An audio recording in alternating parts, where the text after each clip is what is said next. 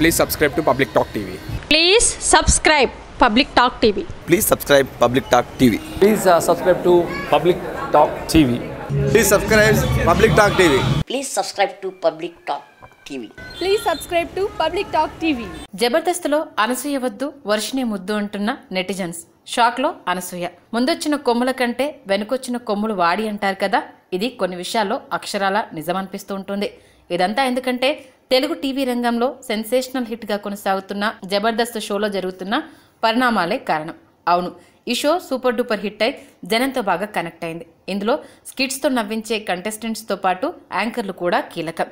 దీనికున్న popularity high రేంజ్లో ఉంది. జబర్దస్త్ షోలో జరిగేది ప్రతిదీ సంచలనంగా నిలుస్తోంది.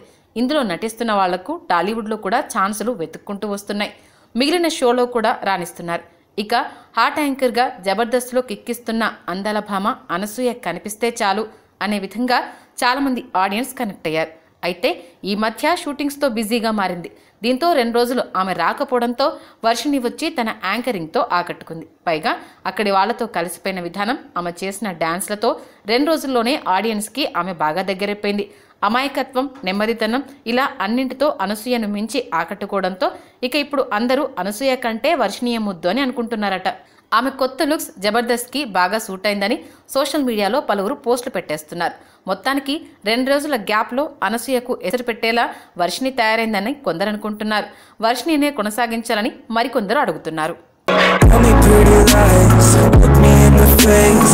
Tell me that you love me, even if it's fake, 'cause I don't fucking care.